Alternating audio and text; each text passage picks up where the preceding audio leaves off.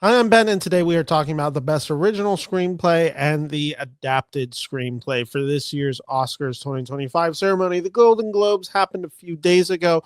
We now have some insight into what the race could be looking like. I think in each category, there's about 10 to 11 names. Before, I used to just kind of talk about all films that I thought at some point were in consideration. Now we are tightening it up, and we are talking about the films that I at least still think have a shot, even if some of them are not as likely. So we're going to start with this. And I believe, yeah, we're starting with adapted screenplay. For those who do not know how it works, I have it broken down by tiers.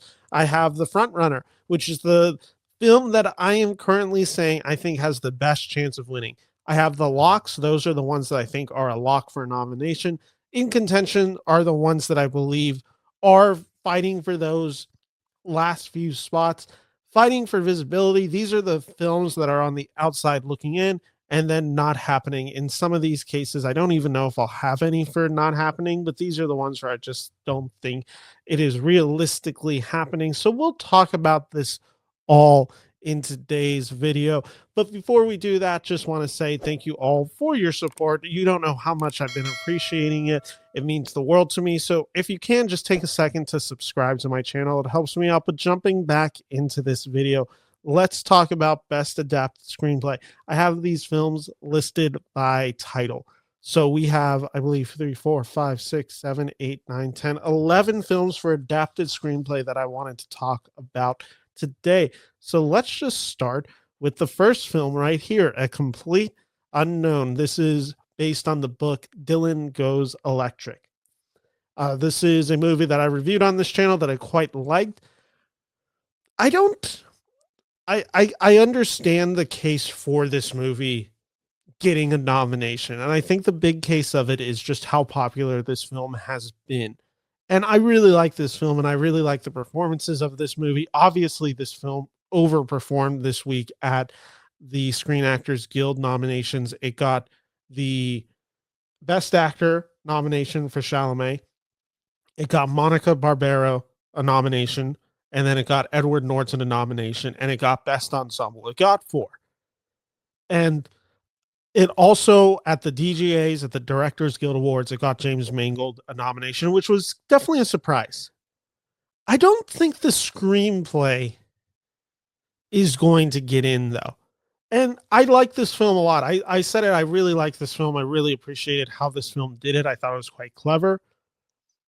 This is like a 2 hour and 20-minute film where majority of the film is concert set pieces. And they're really well utilized in the movie. And I actually think it's the right choice for what this movie was trying to convey. I just don't know if they're going to go for a movie that so heavily relies on concerts. So I'm going to put it in contention for sure, but I don't know how high on it I feel about it. Let's talk about what is probably the front runner in this category, which is the film Conclave, which is based on a novel of the same name. This obviously a few days ago won the Golden Globes. Since then, it got the DGA nomination for its director, Edward Berger. It got the acting nomination for its ensemble and specifically its lead, Ray Fiennes. This movie is the front runner, and I've done the numbers on it. I talked about it during the Golden Globes. The adapted screenplay never wins at the Golden Globes. I think it's happened once in the history of the Golden Globes in the past. Sorry, not the history, but of the past 10 years. It's pretty indicative, the Golden Globes is in this case. And I just think if you're looking at all the names we're going to be talking about today, I don't understand a case where Conclave isn't the front runner right now. So that is the one that I am locking in. I'm saying Conclave is the one to beat for best adapted screenplay. But let's talk about what's filling out. Let's talk about Dune Part 2, which is a movie that has certainly missed some big awards. Specifically, it did not get in for the Directors Guild. Denis Villeneuve seemingly might be snubbed again come the announcements of this category for the Oscars nominations, which have now been moved to the 19th due to the horrendous fires happening in LA right now. They pushed the nomination announcements at least 2 days. I wouldn't be shocked to see it moved even further back, but we'll see. Do I think Dune Part 2 is going to get a nomination? And I actually think there is a good case for it to be a strong work of adaptation. I'm just I'm not feeling the love that it should be receiving right now. So this is another one where I feel it in contention, and I'm actually going to put it in front of Dylan's movie, but I'm not feeling great about that. Let me zoom in a little bit more for you guys so it's a little easier. There we go. Let's talk about another big film that has been causing quite a bit of controversy. You guys are yelling about this movie too much online. Like, get offline. Like, if this movie's not that big of a deal, it is Emilia Perez, which comes from Audiard, who wrote this film. He is a, let me make sure I have this correct. He is a French director who cast a bunch of American actors speaking English for a movie set in Mexico about Mexican drug cartels.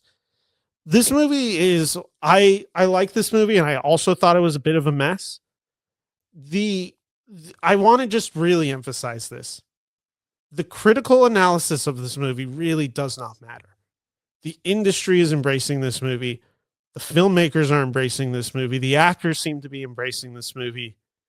It doesn't really matter if the critical consensus on this movie is great. How many films have won Oscars that have had fairly low to mixed critical reception?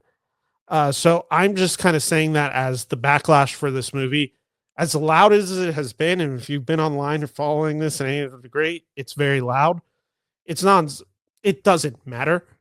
Emilia Perez is a lock in my mind. I would be shocked if this isn't one of the five. From my understanding, this is an adaptation of an opera also written by Audiard, but I might have that wrong.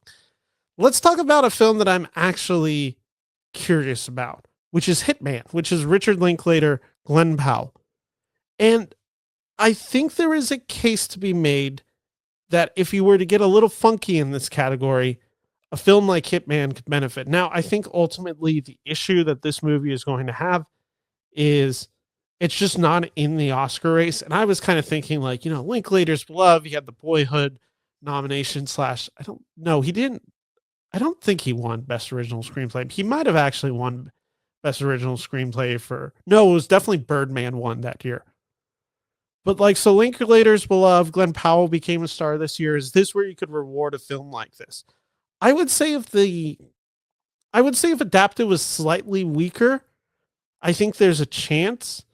But I think right now it'd just be fighting for visibility. Inside Out 2 is another film that I kind of feel similar about with Hitman. And this is also just the case of there's another animated feature that we're talking about in Adapted Screenplay. That one is truly an adaptation of source material. Inside Out 2 is just a sequel that just so happens to use the same characters.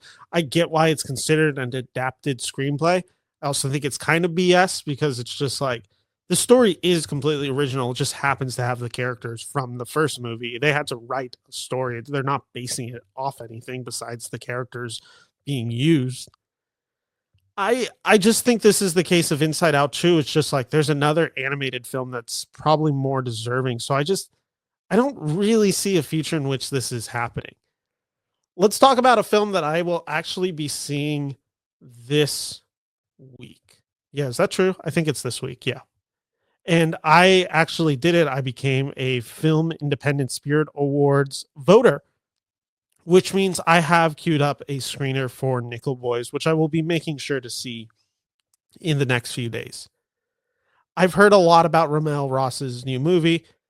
This is somebody who I believe worked as a documentarian, or at least he's very selective with the films that he's chosen. If I'm correct, he's a professor. And Nickel Boys is shot from a POV lens, a first person POV lens, I should say. And I've heard for some people this really works. And for other people, they found this movie unbearable. I think that's a tough hill to climb over. And I think you could make the case that I'm about to as well. That Nickel Boys might have a better chance at something like directing because the film is very uniquely shot and created that way, where its adaptation of source material may get muddled for some. I'm unsure. I'm kind of flirting having this above Dune Part 2 in contention, but I'm not even sure. I may adjust that as we go along. Next one on this list is The Room Next Door, which is Pedro Almodovar's new film.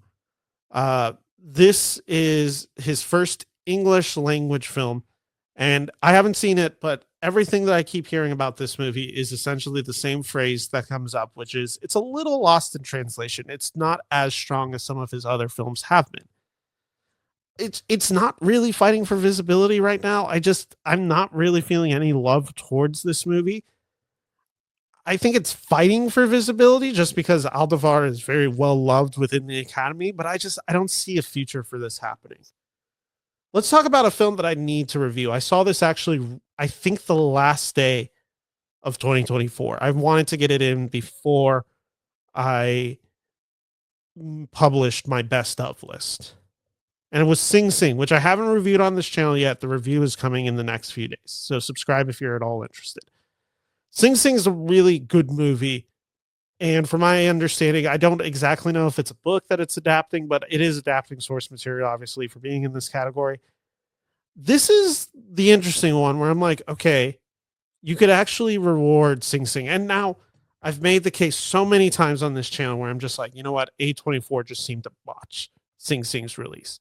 The fact that it premiered at TIFF 2023, then doesn't premiere till the summer of 2024, but it only gets like 100 to 200 screens. And then they pull the movie, but they don't put it on VOD anywhere. But then like they say like it's going to get another release in December, and then they push it to January 17th, the day that the Oscar nominations were supposed to come out. I don't know. This screams like movie should get, and we're going to look back in like 5 years and be like, wow, how did Sing Sing miss the nominations? Like it's one of the best movies of 2024. And I think you're going to be able to look at this botched campaign. I think it is in contention, and I would even put it probably the highest that I'll have any film in contention right now. But I'm not sure how I feel about that. Here's a film that some people might be surprised to say I have as a lock, but I think it's actually kind of an easy lock. It is Wicked, which is obviously based on the Broadway sensation. This movie performed really well at SAG, and that's very evident by the fact that Jonathan Bailey got the nomination. It obviously didn't perform very well at the Golden Globes. I don't know if that was necessarily a film that they were going to reward. I will admit I did think Ariana Grande would win it over Zoe Saldana, but we also know that the Globes tends to be a little bit more international in some of their tastes, especially recently as they've kind of shifted ownership. I don't know. Here's the other thing that I will say. It's been pretty obvious that the Golden Globes has been vying to be maybe broadcast its award show no longer on CBS once that deal runs out. And it would kind of make sense for Netflix to be one of the ones they're in conversation for, or with, I should say. So is this the case of Emilia Perez actually legitimately got this nomination and win at the Golden Globes, which I'm sure it did? But is there also a little, deal making like, hey, like vote for this movie? Like, oh, hey, make sure you hold screenings. Hey, make sure you invite people to the parties, press, like whatever. I think that's a little true for Emilia Perez too. Like, I'm not discounting that. I'm aware of that happening. For the meantime, though, I think Wicked's pretty safe. I wouldn't go as far as to say it's going to win, but I think it's pretty safely in the 5. And that leaves us with one film, The Wild Robot. I don't know if they're going to reward an animated film, even if that animated film is pretty brilliant. I think this is pretty stunning. This is very touching filmmaking and a very, very sweet script. So you could make the case that like in a really weak year, which this might be kind of weak year for adaptation, where I'm looking and I'm like, currently I have Sing Sing and Nickel Boys at 4 and 5. Like, I don't know if I necessarily feel great about that. That's the case that something like The Wild Robot could perform very well and maybe get that 5th slot. I'm just not sure. Okay, here's the other issue. I also think Flow is going to win Best Adapted. Or sorry, I think Flow is going to win Best Animated Feature. So The Wild Robot's going to contend, but not actually win that award in Best Animated Feature, but it's going to contend in Adapted. I don't feel great about this. So here's what I'm going to do. I have Conclave firmly as the frontrunner. I have as my locks Emilia Perez, Wicked.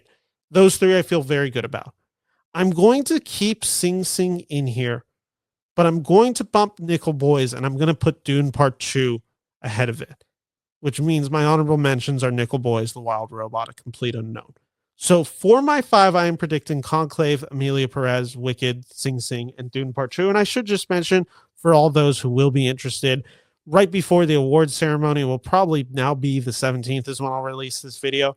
I'm going to go through and I'm going to predict every category, skipping the shorts because I can't speak on those. I haven't seen them, but I'll be predicting every other category for this year's Oscars. So play along with me, follow me along, subscribe to this channel. But let's now jump over to original screenplay. Same category. The only difference is we only have 10 movies we're going to be talking about in this category. And like original, I think some of the films feel very safe. What I will say is I don't know if there's a front runner, and we'll get to that as we get to it. But right now, I kind of, unlike Adapted, which I was like, there's 3 that I feel pretty good about, and then 2 that I just have no idea. Original, I have 4 that I feel pretty good about. So it's going to be a battle over the 5th. But let's just start off with a film, All We Imagine as Light, which is an international film. I will be seeing this. This is also a film that I got a screener for. I will be having a review out for it probably post-Oscar nominations. I think this film is certainly in contention. I cannot speak on it any more than that because I don't know much about this movie. Again, I'll have a review out for it. But this does seem to be the case of an international feature that could perform very well.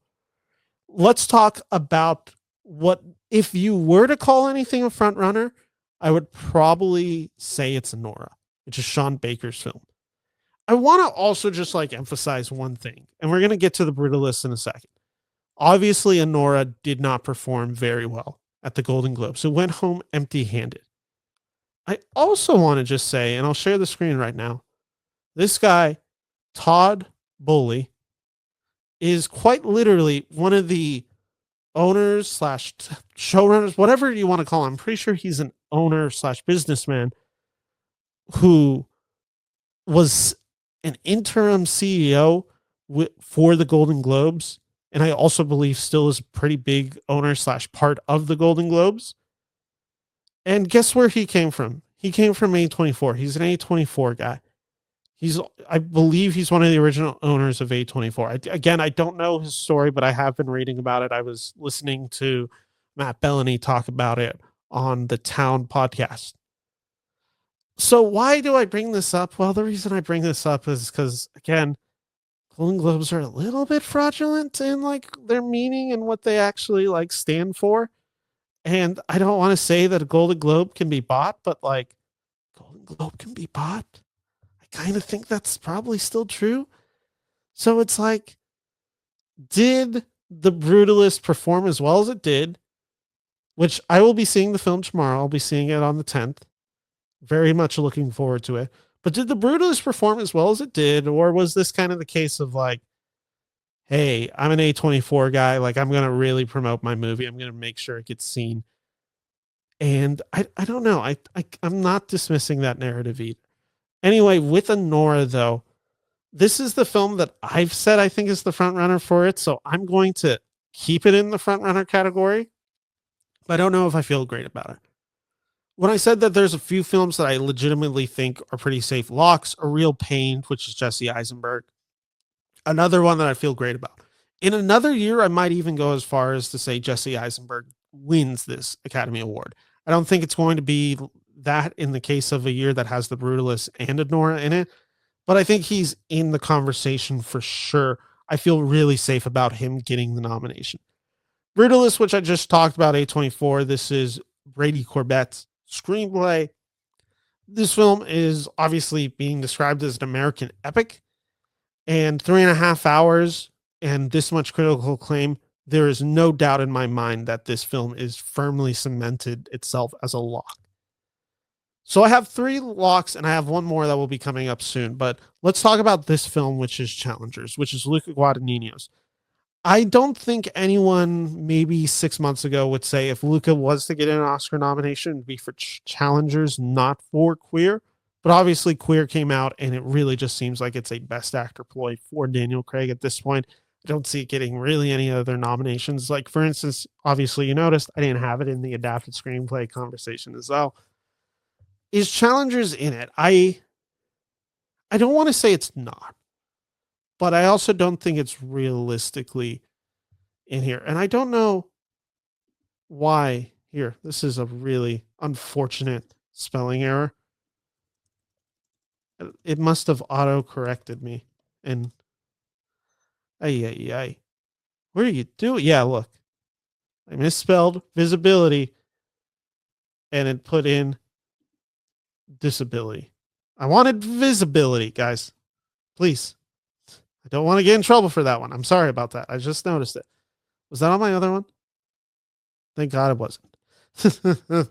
So anyway, that's if I had a blooper reel, that would definitely go in the blooper reel. Anyway, back to Challengers. I don't know. I don't think so. I'm going to put it in fighting for visibility, but I'm not sure still. A Different Man, I could make the case for. I could make the case that this is a Sebastian Stan film that performed pretty well at the Golden Globes, that people seem to like this movie, that A24 runs really good campaigns. The screenplay is probably the best part of this movie. I think it's a very clever screenplay. It's not out of the realm of possibility. I do think both the international, actually, I guess all 3 of the international films may have a better shot in this category, but I'm not excusing it. Like, I think A Different Man could have a chance.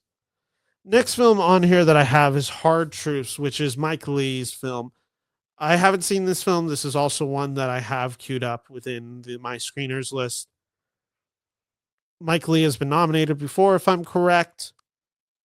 I think he has a real shot, and I think he has a little bit of a name behind him that could really help elevate him. Next film I have is Heretic, which is a movie with a lot of dialogue and a lot of ideas. I thought this genre movie was very fun. I thought Hugh Grant was pretty excellent in this movie, as was Chloe East. It's not happening, though. Like, I understand why some people might campaign for it, and I could even understand the argument, but it's just not happening. Here is my bold prediction.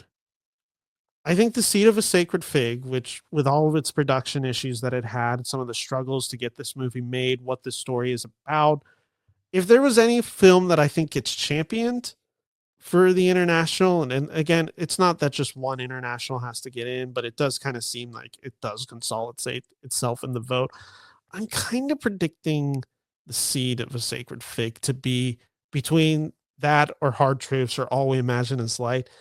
I don't know. The Seed of a Sacred Fig is the one that I kind of feel the most confident in with what that movie is and what it represents.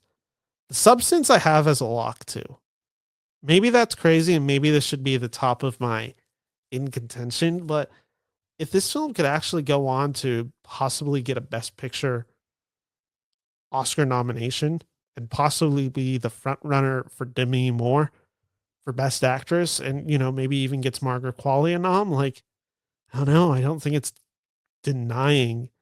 I don't think they're going to deny the substance of an original screenplay. So those are my 5. Frontrunner, I'm still saying Anora. I have The Brutalist. I have A Real Pain. I have The Substance. And I have The Seed of a Sacred Fig. So let's cut back to me. Thank you all so much for watching this video. Make sure to subscribe for more. This either is going to come out the day before I post my review of the Pamela Anderson film, The Last Showgirl.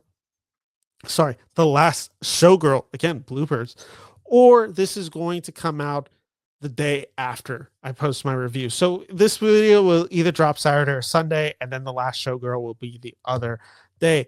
Along with that, I'll be having a review for The Brutalist, a review for Sing Sing coming up.